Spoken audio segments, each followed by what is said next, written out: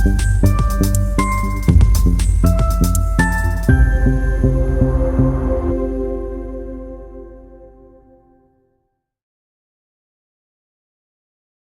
Guru ji guys, we are back with our 10th live story. मतलब 10th live story तक जाना अपने आप में एक अचीवमेंट है। और आज एक आगरा के एक ऐसे क्रिएटर से बात करना जो वाकई में छोटी उम्र में काफ़ी ग्रो कर रहा है। ऐसे बहुत सारे क्रिएटर्स हैं आगरा में जो काफ़ी अच्छा ग्रो कर रहे हैं, बट ये उनमें से एक ऐसा क्रिएटर है जिससे मैं हाल ही में मिली और कुछ इसी काम के दौरान मिली, जहाँ पर आप जानते ही हैं आगरा कपल हैं तो कुछ ना कुछ ब्लॉगिंग तो करते ही रहते हैं। उस ब्लॉगिंग के दौरान हम मिले किंग ऑफ आगरा परवेज से और जाना इनके बारे में। पर मैं तो जो जानती हूँ उतना तो मैं बताऊंगी, पर जो वो जानते हैं अपने बारे में वो आप बताएंगे। जो वो जानते हैं आपके बारे में वो आपको खुद बताएंगे। तो thank you so much Parvez, इतने शॉर्ट टाइम में टाइम निकालने के लिए। और आज अपना परवेज, मैं किंग ऑफ आगरा के बारे में बाद में बात करूंगी, पर पहले परवेज के बारे में बात करूंगी। बेसिकली मैं एक परवेज था जो कि आगरा का रहने वाला शख्स है। तो मेरी लाइफ जर्नी में पहले डांस क्लास थी कमला नगर में। मैंने वहाँ से अपनी जर्नी स्टार्ट करी थी डांस से। तो मैंने सोचा डांस का करियर बनाते हुए मैं मूवी या टीवी रियलिटी शो में कुछ चाहता था कि मैं वहाँ तक पहुँचूँ। लेकिन एक्चुअली क्या ना होता है घर वालों का सपोर्ट। तो मेरी फैमिली में मेरे पापा ने बहुत सपोर्ट किया था, मेरी मम्मी ने बहुत सपोर्ट किया था। फिर उसके बाद में क्या हुआ, आज से 15 साल पहले मेरे पापा एक्सपायर हो गए। तो उसके बाद में मैंने अपनी डांस की जर्नी ख़त्म कर दी थी, बिल्कुल ख़त्म कर दिया। फिर फ्रेंड्स मेरे सारे जब टिकटॉक चलता था तो वो टिकटॉक पर वीडियो बनाते थे। तो मेरे पास फ़ोन नहीं था, मैं उन लोगों के साथ में वीडियो बनाता था। मतलब जो कहते हैं ना मूवियों में जो बैग वाला रोल करते, तो मैं उनके साथ में बैग रोल करता था। ऐसे ही करते करते फिर फ़ोन नहीं था, उनके साथ ही करने लगा। मैंने सोचा जब पापा ने साथ दिया था मेरा तो वो भी चले गए। उसके बाद में फिर मैंने अपनी जॉब वॉब चालू करी। फिर अच्छी सी जॉब करी थी मैंने जूता फैक्ट्री में, जिसका नाम था सिकंदरा में मैग्नम शू फैक्ट्री करके नाम था। वहाँ से मैंने वर्क किया। मेरे ऊपर फैमिली का बहुत ज़्यादा लोड था। उस टाइम मेरी एक सिस्टर थी शादी के लिए, जो कि रिसेंटली पापा उनका रिश्ता करके गए थे लड़का देखने के बाद में, और पापा एक्सपायर हो गए। तो थोड़ा प्रेशर पड़ा मेरे ऊपर। मेरा बड़ा भाई था, उसी टाइम उसका एक्सीडेंट होना, पापा का ख़त्म होना, और मम्मी को मतलब पेट में कोई ट्यूब करके कुछ परेशानी थी, उनका ऑपरेशन। मेरे साथ में 3 ऐसी प्रॉब्लम आई थी लाइफ में जो मैंने क्रिएट करी है। जो मैं जानता हूँ मेरे बारे में वो शायद कोई नहीं जानता। तो मैं उसी बात को लेकर के आज आपको बयान कर रहा हूँ मैं, कि जो मेरे साथ लेते ना पापा, अब वही नहीं रहे, लेकिन अब मेरी मम्मी सपोर्ट करती है मेरे को। तो जैसे जैसे मैं आगे बढ़ता गया वैसे वैसे मैंने फ़ोन लिया। उसके बाद में मैंने टिकटॉक ज्वाइन किया। टिकटॉक पे लगभग मेरे 1.5 लाख फॉलोअर थे। और उस टाइम पे क्या हुआ था कि कोविड के आते हुए टिकटॉक बैन हो गया था। एक्चुअली क्या वो चाइना का ऐप था ना। बिल्कुल। तो हम लोग एकदम से शॉक्ड हो गए थे। मतलब हमने एकदम से हाइप पकड़ी, फिर से नीचे गिर गए। तो सारे टिकटॉक वाले इंस्टाग्राम पे आ गए थे। तो मैंने सोचा क्यों ना मैं भी एक इंस्टाग्राम चैनल बना लूँ। तो इंस्टाग्राम चैनल बनाने के बाद में वही स्टार्टिंग तो 0 से होती है। तो करते रहे लगभग मेरे इंस्टा पे 100-200 फॉलोअर हो गए थे। तो पहली वीडियो मेरी 1000 फॉलोअर मतलब 1000 व्यूज़ पहुंची थी। तो मैं बहुत खुश हुआ। तो यही मैं आपसे ये भी जानना चाहूँगी, जैसे आपने बताया कि मतलब फादर का जाना, भाई का एक्सीडेंट, मम्मी का उसी समय ऑपरेशन होना, बहन की शादी थी सर पे, तो कैसे मतलब ये मैनेज हुआ? किस तरीके से आपने, मतलब क्या कोई ऐसा बिजनेस था, फैमिली बिजनेस था जिसे आपको लगा कि यार ये तो बहुत अच्छा चल रहा है, चलो मैं वहाँ से? और उम्र क्या रही होगी आपकी उस समय? उस टाइम लगभग मेरी उम्र थी 11 साल के थे आप? अभी मैं 24 का हूँ। अच्छा। हाँ, तो एक्चुअली क्या था, 11 की मेरी उम्र थी, लेकिन मैं हाइट में थोड़ा सही था। लगता था कि मैं हाँ एक 18 प्लस हूँ। तो उस टाइम जूता फैक्ट्री ने मेरे को ज्वाइन नहीं किया था। तो मैंने फेक आधार कार्ड बनवाया था अपना, जिससे कि मैंने जूता फैक्ट्री में अपना ज्वाइन किया। और एक मेरे भैया थे सोनू करके, वो जूता फैक्ट्री के मैनेजर थे। उन्होंने मेरी साथ दिया था कि मैं तुझे जूता फैक्ट्री में लगाता हूँ, लेकिन अपना एक लोकल आधार कार्ड बनवाओ जिसमें अपनी एज 18 प्लस करनी है। मैं यहाँ पे बस एक बात कहना चाहूंगी, जो लोग पॉडकास्ट देख रहे हैं, अगर सोनू जी पॉडकास्ट देख रहे हैं या उनके मैनेजर या उनके जो मालिक हैं फैक्ट्री के, बस ये जो किया गया, ये पूरा जो प्रोसेस किया गया वो सिर्फ इसलिए किया गया क्योंकि उसको ज़रूरत थी। प्लीज़ इसके लिए सोनू जी की नौकरी पर या किसी और की नौकरी पर बात नहीं आनी चाहिए। ये उसकी ज़रूरत थी, इसलिए ये सारे सर्कमस्टांसेस हुए और ये सब चीज़ें करनी पड़ी। क्योंकि जब एक बच्चा घर से बाहर निकलता है कमाने के लिए, उसके पास बहुत सारी रिस्पॉन्सिबिलिटीज़ तो होती ही हैं। बट जब हम एक बच्चे की बात करते हैं, जब मैं देखती हूँ लोग सड़कों पे, इन्होंने फिर भी वो रास्ता आजमाया जहाँ पर उन्होंने मेहनत को चुना। बहुत सारे ऐसे भी लोग हैं जो मतलब गलत कामों में डल जाते हैं, चोरी चकारी, चलो वो भी नहीं, भीख मांगना, वो भी एक देखिए सिचुएशन इंसान से कुछ भी कराती है। जूते के अलावा उससे पहले मैंने फ्रूट्स की ठेल लगाई थी। अच्छा। उससे पहले मैंने लगाई है फ्रूट की ठेल। अपने जहाँ मैं रहता हूँ वहाँ लंगड़े की चौकी पर भी मैंने यही काम किया था। फ्रूट बेचे थे मैंने, मैंगो और बनाना, एप्पल, ये सारी चीज़ें मैंने बेची थी। और हमारे पास में एक गधा पाड़ा है, वहाँ पर वो माल गोदाम करके वहाँ पर मैं अपनी फ्रूट की मतलब ठेल लगाता था। तो मैंने लगभग 2.5 साल मैंने फ्रूट बेचे थे घर की प्रॉब्लम को देखते हुए। उसके बाद मैं जूता की फैक्ट्री ज्वाइन की। वहाँ पर मेरी सैलरी थी लगभग 6,500 रुपये। तो मैंने पहले सैलरी मम्मी को दिया करता था, फिर हौले हौले मेरी सैलरी 9 हुई, 9 से 12 हुई, 12 से 10 हुई। फिर मैंने एक फ़ोन लिया था, जिस टाइम पर सैमसंग का J7 फ़ोन था, उससे मैंने फिर अपना स्टार्टिंग कर दिया। फिर मैंने कुछ नहीं रुका, फैमिली को भी देख रहा था, अपने आप को भी देख रहा था। ऐसे ही धीरे धीरे मैंने अपने सोशल मीडिया पे अपनी हाइप बना दी। तो इंस्टाग्राम पे मेरे फिर 1K फॉलोअर होने के बाद में तो थोड़ा सा और हाइप बनने लगा। धीरे धीरे मेरा चैनल ग्रोथ होने लगा। फिर जैसा जैसा होता रहा, ऊपर वाले का हाथ रहा मेरे साथ में, सारी चीज़ें हो गई। टिकटॉक जर्नी की बात की जाए तो मुझे याद है आपने मुझे बताया था कि आप टिकटॉक रील्स बनाते थे। अभी अगर हम बात करें तो लॉर्ड पुनीत सुपरस्टार के साथ, तो मैं अगर बात करूं मतलब वो जर्नी क्या रही वहाँ, मतलब जैसे आप उनके साथ रील्स बनाते हैं, वो तो आज के टाइम में बहुत ऊपर है, और आप अगर देखें तो आपको ग्रोथ करने में इतनी सारी दिक्कत क्यों फेस करनी पड़ी? एक्चुअली क्या, मैंने अपने आप को ग्रोथ क्यों किया था, क्योंकि जो लॉयड पुनीत आप बता रहे हो ना, पुनीत सुपरस्टार, वो मेरा फ्रेंड रहा है टिकटॉक के टाइम से। मैं आपको वीडियो भी दिखा सकता हूँ। हाँ, मैंने तो सब वीडियोस आपकी देखी है। बाकी मैं आपके पोस्ट कार्ड में दिखा सकता हूँ। ये पुनीत सुपरस्टार मेरे साथ में ही काम करता था। तो मैंने सोचा कि जब पुनीत सुपरस्टार टिकटॉक वो बिग बॉस में जा सकता है तो क्यों ना हम भी जा सकते हैं ना। बिल्कुल, तो क्यों नहीं। पुनीत सुपरस्टार हमारे साथ में रहता था और वो जाकर के बिग बॉस में पहुंच गया, तो हमें भी ऐसा लगा हम लोग को भी थोड़ा ग्रोथ करना चाहिए। एक्चुअली क्या है, तो फिर हमने भी अपना काम स्टार्ट कर दिया। तो सबसे पहले मेरे पास मुंबई से आया था क्रिएटर यूनाइटेड 2.0 का 2024 का नेशनल अवार्ड फंक्शन, जिसमें मेरे को अचीवमेंट मिला था कृति सेनन से मिलने का मौका। अरे वाह। तो मैं सबसे पहले वहाँ पहुंचा। मेरी मम्मी ने बोला सब फेक होते हैं, फ्रॉड होते हैं, ऐसा मत करो, पता नहीं कोई कहाँ ले जाए आपको। तो फिर मैंने नहीं माना मम्मी, मैंने कि मेरे को जाना है, वो फेक होगा, फ्रॉड होगा, अगर वहाँ से मैं बनता हूँ कुछ तो बनता हूँ, नहीं तो फिर मैं अपना काम में ध्यान दूंगा। तो मैं वहाँ गया, बॉलीवुड कृति सेनन से मिला, राउंड 12, हर्ष बेनीवाल, जन्नत जुबैर, रोहित 07, टेक्निकल गुरुजी, ये सारे लोग आए थे, मैं सबसे मिला था। उस दिन से मेरी थोड़ी इंस्टाग्राम पर हाइप बन गई और मेरा न्यूज़ में भी फोटो आया था।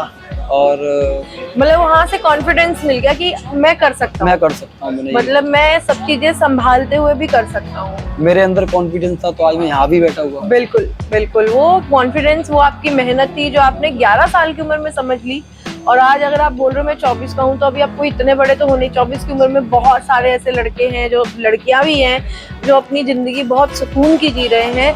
पर वो जो पिछले कुछ सालों का स्ट्रगल और वो इतनी सारी मेहनत, अगर आपको मैं बोलूँ कि आप बोलो ना मैं यहाँ बैठा हूँ, नहीं, ये हमारे ऊपर, हमारा एक सौभाग्य है कि आप यहाँ बैठे हो, अपने बारे में बात कर रहे हो, अपने जैसे कितने सारे बच्चों को इंस्पायर कर रहे हो। कि मैं नहीं बोलती 11 साल की उम्र में, बट मैं ये बोलती हूँ कि 24 साल की उम्र में भी जो लोग घर पे बैठे हैं वो बहुत कुछ कर सकते हैं। और आजकल तो सोशल मीडिया का प्लेटफॉर्म इतना बढ़िया प्लेटफॉर्म बन गया है कि आप चाहो तो कहीं से भी, आपके अंदर बस टैलेंट होना चाहिए, हुनर होना चाहिए, आप शुरुआत कर सकते हो। आप जैसे कि आपने बताया आप डांस भी करते हो, मैंने देखा आप मॉडलिंग भी करते हो, आपके पास बहुत सारे प्रोजेक्ट्स रहते हैं। और सबसे ज़्यादा फेमस आपका, जो मुझे लगता है आगरा में जो आपने एक हाइप क्रिएट की थी, वो थी मामा वाली। मतलब मैं जब कनेक्ट हुई थी परवेज से फर्स्ट टाइम, तो मैंने भी वही वीडियो देखी थी और मुझे ऐसा लगा था यार ये ना मतलब कैसे चिल्ला के वीडियो बनाता है, कोई बात होती है। पर जब मैं मिली, मैंने बात करी और हमारे बीच में बात की थी, तो मुझे ऐसा लगा नॉर्मल तो इंसान है, कोई एटीट्यूड नहीं कैरी करना, कुछ नहीं, और जर्नली तो है। मतलब मैंने पूरा, अगर आप इनका इंस्टाग्राम पेज देखेंगे, मैं आपको दिखाती हूँ इसी शूट के दौरान ही, मैं इसी पॉडकास्ट के दौरान आपको दिखाती हूँ कि इंस्टाग्राम पे आप जब जाके लिखेंगे किंग ऑफ आगरा परवेज, तो ये देखेगा, ये इनका पेज आएगा। और इसके अंदर अगर आप इनकी रील्स देखेंगे तो he met lots of peoples, तो ये आप देख सकते हैं। और अभी फिलहाल हाल ही में ही भाई ने 65,000 फॉलोवर्स, सब्सक्राइबर्स पूरे किए हैं इंस्टाग्राम पे, जो कि बहुत बड़ी गुड न्यूज़ है। बहुत बहुत मुबारक हो। Thank you. क्योंकि मैं जब मिली थी, मैं बोलूँ अगर आज से 4-5 महीने पहले, तब जो भाई के फॉलोवर्स थे वो शायद से 20-25 हज़ार थे। बट ये जो 4-5 महीने में आपने लगातार मेहनत करके ग्रोथ की है ना, वो कमेंडेबल है। और मैं ये कहना चाहूंगी, जब ये पॉडकास्ट आएगा तो शायद ये 65,000 ना हो गाइस, हो सकता है वो 1 लाख भी हो। तो मैं तो उसके लिए भी तैयार हूँ।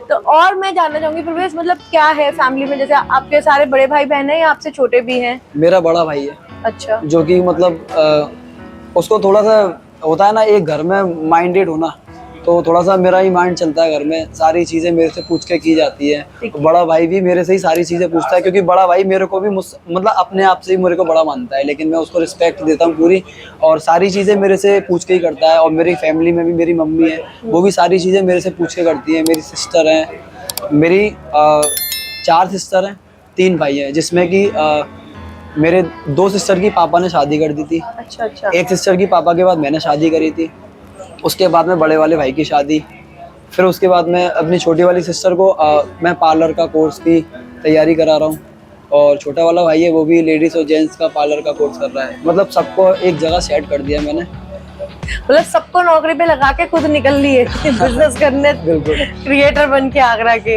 एक बहुत अच्छी बात है। मैं सोचता हूँ कि अगर मैं अपना आगरा में ऐसी पहचान बनाना चाहता हूँ कि अगर आने वाले टाइम में मैं अपना कोई सैलून या सेमिनार कुछ भी खोलूँ ना, तो अपने इंस्टाग्राम प्रोफाइल से अपनी फैमिली को इतना दिखा दूँ कि भाई मेरा ये आउटलेट है या कोई भी चीज़ है, मेरा शॉप है, यहाँ पर आओ विजिट करो। तो मतलब लॉस ना आए बिजनेस के अंदर। इंस्टाग्राम पर मतलब इतना हाइप बना दो, कोई भी बिजनेस खोलूँ, अपना एक पोस्ट डालना है, एक बार में सारा मतलब मेरी पब्लिक वहाँ पहुँच जाए कि भाई परवेज भाई का वो खुला है, जल्दी से पहुँचो वहाँ पर। मैं ये चाहता हूँ। मतलब ये एक तरीके का अगर देखा जाए तो सिर्फ अपना ही नहीं, अपने भाई बहन का फ्यूचर सिक्योर कर रहे हो, उनको सैलून पार्लर्स के कोर्स करा रहे हो, जिससे कि कल को जाके आप अगर एक ऐसी कोई अनाउंसमेंट करो तो उनको ये ना सोचना पड़े कि भाई बिजनेस कहाँ से आएगा, बिजनेस के लिए भाई बैठा है। अगर बिजनेस चाहिए तो बस तुम अपना टैलेंट दिखाओ और अपना एक सैलून या सेमिनार कुछ भी खोलना है खोलो। उसके बाद मेरा जैसे शुरू से उनके पीछे मैं चल रहा हूँ ना, तो अभी भी मैं उनके साथ में हूँ। जैसे उनको मैं आगे बढ़ा रहा हूँ ना, तो उनके काम को लेकर के भी मैं ही उनके पीछे रहूंगा, क्योंकि फेस उनका रहेगा, काम उनका रहेगा, शॉप उनके नाम से रहेगी। लेकिन क्या है कि जो मैं सोशल मीडिया पर अपना काम करूंगा, जो उनको मैं हाइप दूंगा, वो मैं अपने इंस्टाग्राम के थ्रू और अपनी फैमिली ऑडियंस के थ्रू दूंगा, क्योंकि मेरी फैमिली मेरे को इतना प्यार करती है, जो आज मेरे को 65 पर पहुंचा दिया ना। तो आई होप, मैं जानता हूँ कि मेरी फैमिली मुझे 1 लाख पे भी पहुंचा सकती है। अरे बहुत जल्दी। तो मैं चाहूंगा कि मैं इंस्टाग्राम पे मेरे 1 लाख हो जाए और 1 मिलियन हो जाए। आप लोगों का ही प्यार है यार, बाकी तो सब लोग मेरे को प्यार देते हो, ऐसे ही देते रहना। और मैं चाहूंगा कि आगे जो मेरा बिजनेस चले, और मैं उसको अगर स्टोरी भी डालूं तो फटाफट से जाकर के विजिट कर लेना बस वहाँ पर। मैं यही चाहता हूँ। नहीं, वैसा ही होगा, क्योंकि देखिए क्या होता है ना, हम लोग किसी को देख के इंस्पायर होते हैं। अच्छा, आप किसको देख के इंस्पायर हुए? अगर मैं क्रिएटर्स में भी बात करूँ या मैं लाइफ में बोलूँ, लाइफ में जो इंस्पिरेशन आई, देखिए 11 साल की उम्र कुछ भी नहीं होती, बहुत एक नॉर्मल सी एज है। तब बच्चे के सामने बहुत सारे डिसीजन लेने होते हैं लाइफ में कि मैं कौन सा सब्जेक्ट चूज करूँ, और उस टाइम पे आपने अपना सब्जेक्ट चूज किया काम। तो वो इंस्पिरेशन कहाँ से आई? इंस्पायर का बताऊं तो मैं एक्चुअली क्या था, मैं डांस क्लास में था ना, तो मेरा एक दोस्त था, मैं नाम नहीं लूंगा उसका, तो मैंने उसका एक फोटो अपने साथ का, मतलब वो सीनियर होता है एक डांस क्लास में, एक सीनियर होता है, उसके साथ का मेरा एक सेल्फी था जहाँ हम ऑडिशन देने गए थे। तो मैंने सेल्फी उसके साथ का मैंने फेसबुक पर पोस्ट कर दिया, तो उसने मेरे से बोला था कि आज तो ये फोटो पोस्ट कर दिया, आज के बाद मेरे साथ का कोई फोटो पोस्ट मत कर, क्योंकि मेरी फैमिली कैसी है, मेरी ऑडियंस कैसी है, और तेरे कहाँ ये फॉलोअर वगैरह नहीं है, तू किस लेवल का है, मैं किस लेवल पे हूँ, तो ये सारी चीज़ मेरे साथ में होनी चाहिए, इस पोस्ट को डिलीट कर दे।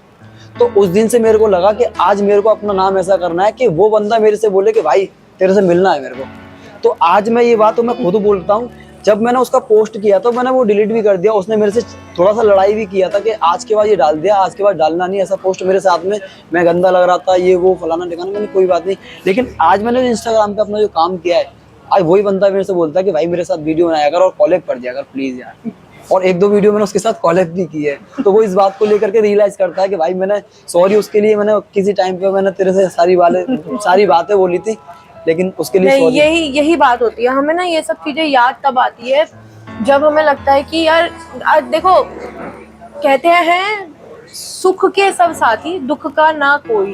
तो सुख में तो सब है, सुख आया सब आ गए, पर जब दुख था तब कौन था? तब ऐसा होता है कि हमारे पास या तो हमारी फैमिली मेंबर्स होते हैं या वो हमारे खास दोस्त, जिनके लिए ऐसा हो जाता है कि अगर मैंने पानी नहीं पिया ना तो वो भी पानी नहीं पीते। सही बात है। तो ऐसे दोस्त हैं अपनी लाइफ में? हाँ, मेरे दोस्त हैं, मेरे काफ़ी सारे दोस्त ऐसे हैं जो मेरे साथ में हमेशा रहते हैं। और जैसे मेरे अभी 50K हुए थे, मेरा एक दोस्त था जो रात और दिन मेरे साथ रहा था, किसी ने सेलिब्रेशन नहीं किया। कि देखो अगर कोई इंसान हाइप पकड़ता है ना तो साथ के बंदे पीछे हट जाते हैं कि भाई बिल्कुल मैं इसकी स्टोरी डालूंगा तो मेरी फैमिली कहेगी वो इतना आगे चला गया, तू कैसे पीछे रह गया। हाँ। तो जो मेरा दोस्त था उसको ऐसा नहीं लगा कि भाई मेरे 6-7 हजार है, मेरे वही है, लेकिन तू मेरे साथ है ना, वही मेरे लिए बहुत कुछ है।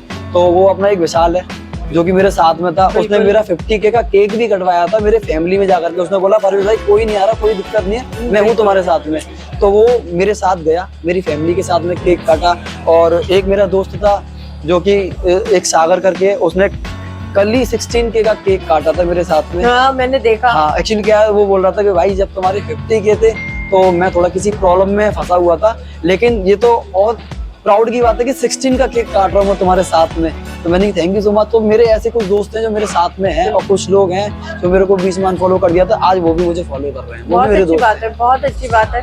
तो घर में क्या मतलब, मम्मी अभी ठीक है, भाई ठीक है? मम्मी ठीक है, भाई भी ठीक है, और जो मेरे पापा का पहले बिजनेस था ना, और वो भी मैंने संभाल लिया है। अच्छा, समय के किस साथ चीज का बिजनेस है? मेरे पापा का टेंट का बिजनेस है, जो शादियों में टेंट लगता है। अच्छा। लेकिन मैं उसको थोड़ा इवेंट लाइन में ले जाना चाहता हूँ, वेरी नाइस। क्योंकि जो मार्केट को देखते हुए क्या टेंट का थोड़ा नाम ऑड सा लगता है, तो उसको मैं थोड़ा इवेंट में ले जाना चाहता हूँ। सही क्योंकि टेंट का काम था मेरे पापा का, वो तो था, उसको थोड़ा मैंने और नेक्स्ट लेवल का कर दिया, अब उसको मैं इवेंट लाइन में डालना चाहता हूँ। सही है, सही।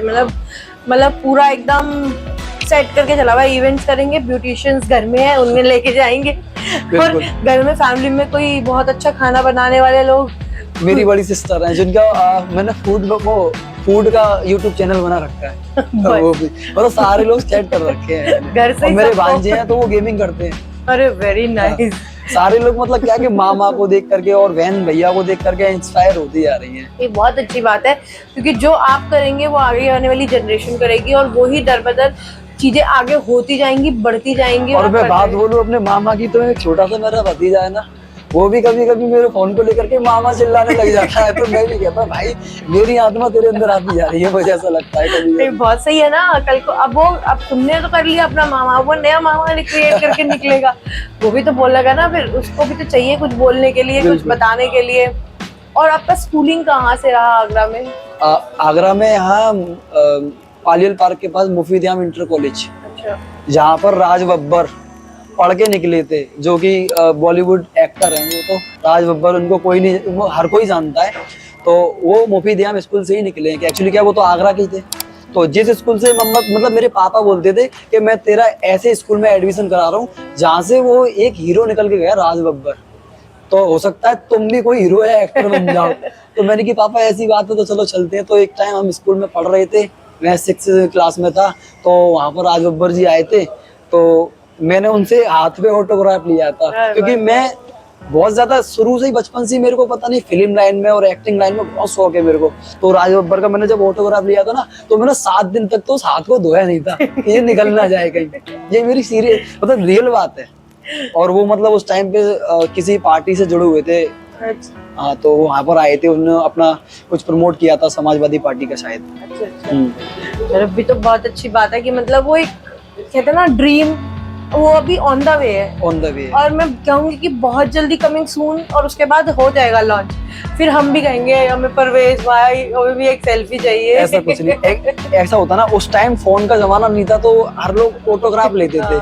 लेकिन आजकल क्या है, वो मैं सोचता था कि एक दिन मेरा भी कोई ऑटोग्राफ लेगा, लेकिन अब ऑटोग्राफ वाला जमाना तो खत्म हो गया, सेल्फी वाला आ गया। तो लोग अब क्या कहते हैं, भाई आपके साथ एक सेल्फी चाहिए। नहीं भाई ले लो यार, ऐसी कोई प्रॉब्लम नहीं है कि आपको प्रीति से उनके साथ डांस कराया यार, सेल्फी लेनी है। मैं अपनी दीदी को दिखाऊंगा, अपनी मम्मी को दिखाऊंगा। तो मैंने ये सोचा था कि मतलब मैंने जैसे ऑटोग्राफ लिया, आज तक ऑटोग्राफ तो किसी ने लिया, लेकिन हाँ उसकी जगह अपडेट हो गया ना बटन, तो सेल्फी आ गई है। बिल्कुल बिल्कुल। तो अभी मतलब कहाँ अपना स्कूलिंग कहाँ तक किया है? मैंने सीरियसली बताऊं तो मैं 10th क्लास फेल हूँ, जो जेन्युइन बात है। एक्चुअली क्या देखो, मेरा 10th चल रहा था और पापा का खत्म होने के बाद में मेरी पढ़ाई बिल्कुल खत्म हो चुकी थी। जब मैं 10th क्लास किया तो उसी टाइम मेरे पेपर थे, उसी टाइम पापा का खत्म होना, तो मेरा एक पेपर छूट गया था, जिसमें मैं बोलूँगा हिंदी का पेपर था शायद, यानी कॉमर्स का पेपर था, मेरे को पता आई थिंक पता नहीं है। एक पेपर मेरा छूट गया था, जिससे मेरी री भी आई थी मेरे, तो मैं री नहीं दे पाया था क्योंकि मेरे पास फैमिली का प्रेशर इतना पड़ गया था कि मैंने पढ़ा, मेरे बड़े वाले भाई ने और मैंने पढ़ाई को बिल्कुल छोड़ दिया था। अच्छा अच्छा। मैंने फिर अपनी फैमिली को संभाला, बाकी मैंने सारी पढ़ाई छोड़ दी। मैं 10th क्लास फेल हूँ और आज भी फेल हूँ। नहीं नहीं, यू आर वेरी मच पास। बहुत सही तरीके से आप चल रहे हैं, और ऐसा कोई वो नहीं है कि अगर आपने 10th नहीं की है तो आप नहीं आगे ग्रोथ कर सकते। आप लाइफ में ग्रोथ कर रहे हैं, आपने जो अचीवमेंट्स की वो पाली हैं, तो उसको क्या ही चेंज कर। लेकिन मैं बताऊं आपको, मैंने 10th क्लास फेल हूँ, मेरे भाई छोटा वाला मैंने इतना पढ़ा दिया कि अपना इंटर पास करा दिया है, और छोटी वाली बहन है वो BA पास है।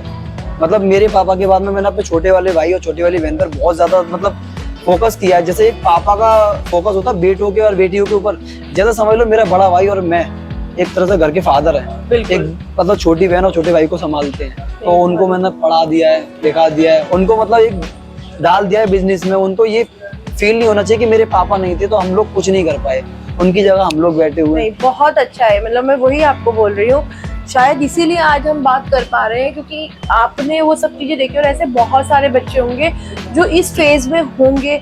होता है यार, देखो किसी के ऊपर, किसी के पास माँ नहीं होती, किसी के पास बाप नहीं होता, तो वहाँ पर उस सिचुएशन में अपने पेरेंट्स को कैसे सपोर्ट करना है। और आपका जो पूरा एक देखा जाए, फादर का डेथ होना, भाई का एक्सीडेंट, मम्मा का ऑपरेशन, बहन की शादी पक्की, तो ये कैसा लगता है यार, इन सिचुएशंस में आपने निकल के उन सबको हैंडल करना, उनको सब सेटल डाउन करना, अपने दोनों भाई बहनों को पढ़ाना लिखाना और उनको आज इतना काबिल बनाना कि वो तो नौकरी कर ही रहे हैं, पर उनके पास एक बैक सपोर्ट में आप खड़े हो कि अगर वो कल को अपना बिजनेस शुरू करते हैं तो हाँ मेरा भाई है, वो करवाएगा और अच्छा करवाएगा। तो वो चीज बहुत अच्छी है। मैं अपनी मम्मी को भी ऐसा फील नहीं होने देता हूँ कि मेरे पापा नहीं है। एक्चुअली क्या है, मैं अगर कहीं भी जाता हूँ ना तो सबसे पहले मैं अपनी मम्मी को लेकर के पहुंच जाता हूँ। जैसे अगर मैं इंस्टाग्राम के थ्रू कोई मेरे पास प्रमोशन आते हैं या कुछ खाने पीने का आता है तो सबसे पहले अपनी मम्मी को होटल लेकर के पहुंचता हूँ। मम्मी को प्राउड फील कराता हूँ कि हाँ मेरा बेटा अगर यहाँ तक पहुंचा है ना, तो मतलब देखो, जैसे मैं मम्मी से बोलता हूँ, मम्मी मेरे को इस होटल से मेरे को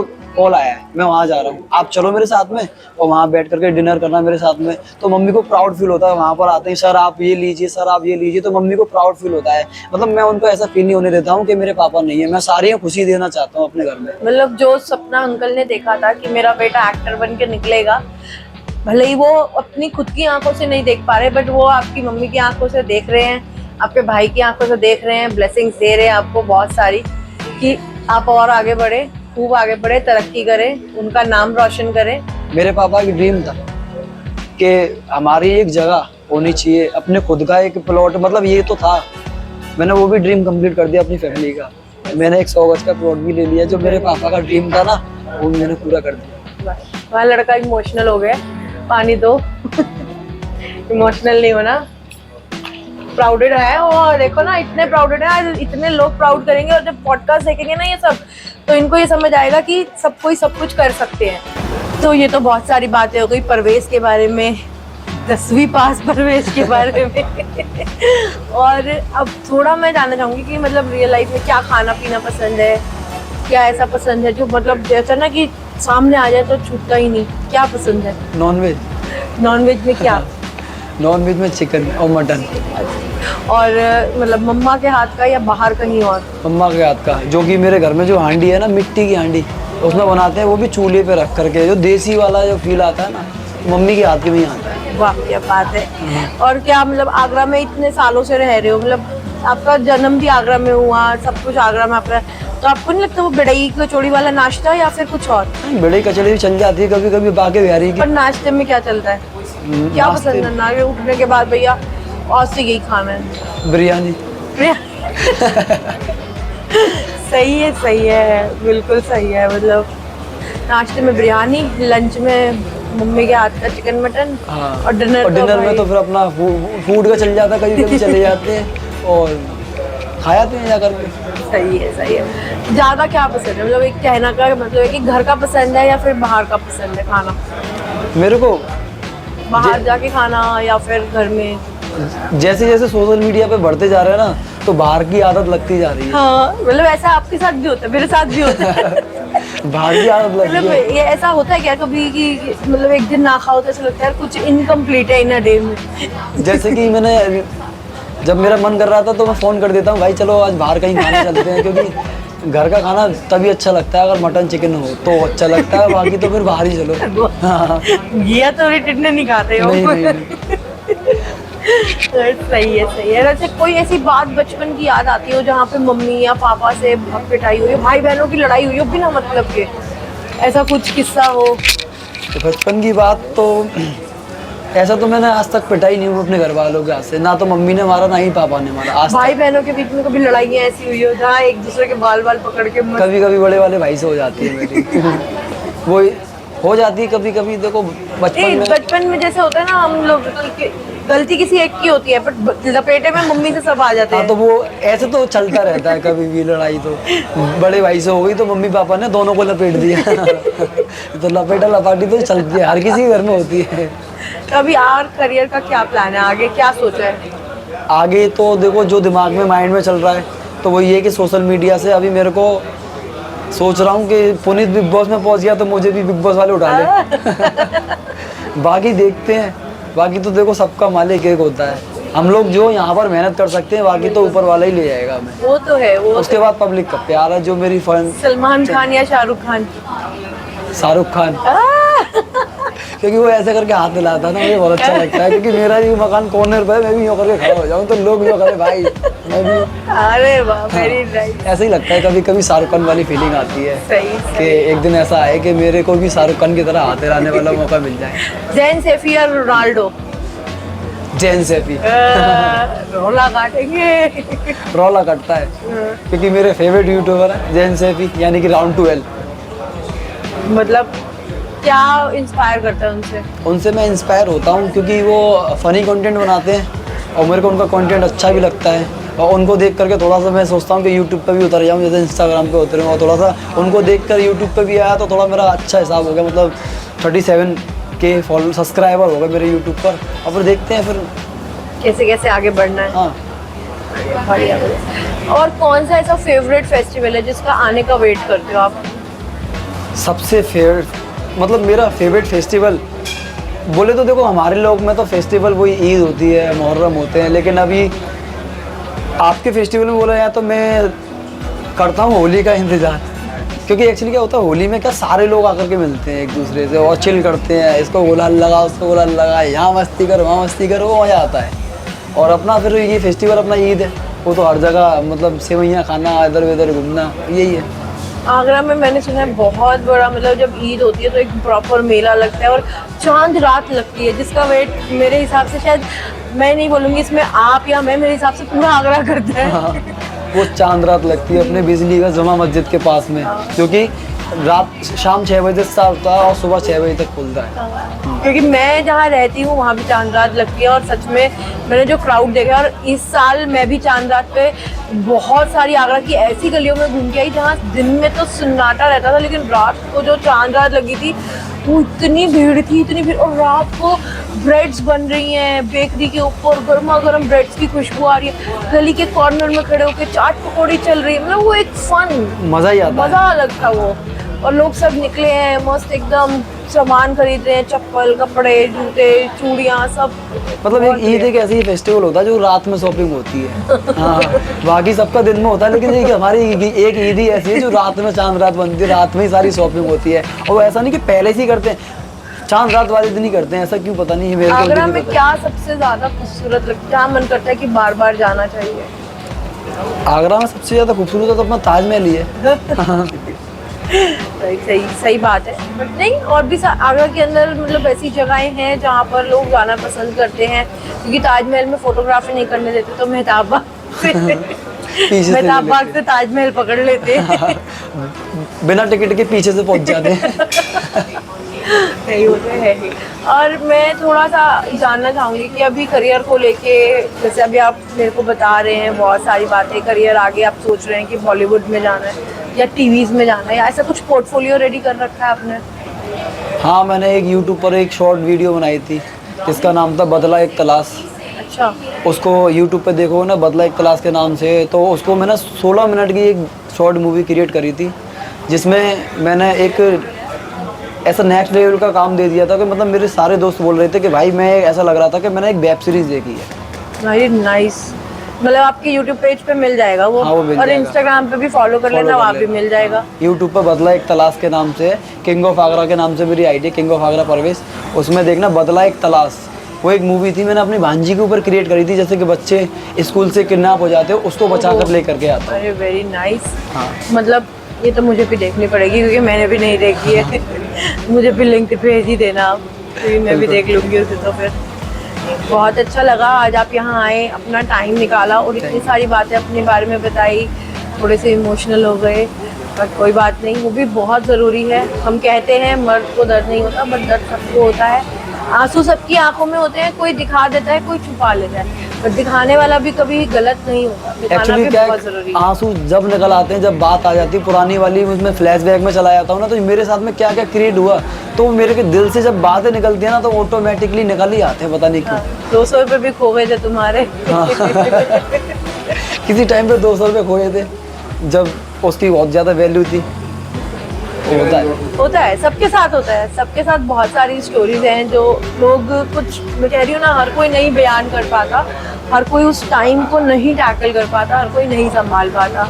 तो पहले तो बहुत बहुत मुबारक हो आपकी नई ऊंचाइयों के लिए, थैंक यू सो मच। आने वाले समय के लिए, और बहुत आगे बढ़ने के लिए। All the best from Agra couple और सभी की तरफ से। थैंक यू सो हम मच गाइस, सभी आप की लोग तरफ ऐसे ही से। प्यार करते रहना। बिल्कुल बिल्कुल, थैंक यू सो मच। आज आप यहाँ आए, अपना कीमती समय दिया, और आपने मुझे मतलब आज ने अपना टाइम निकाला, वो हमारे लिए बहुत प्रीशियस है, और इतने सारे लाइफ मोमेंट शेयर किए, उसके लिए thank you very much. Thank you so much for coming. और आपके लिए एक छोटा सा सरप्राइज है हमारी टीम की तरफ से, क्योंकि हम जब आपसे मिल रहे हैं, आप डे बाय डे ग्रो कर रहे हैं, और हम चाहेंगे वो ग्रोथ कहीं ना रुके, और ऐसे ही डेली डेली डेली हर कोई आपके साथ एक केक तो कट करे ही करे।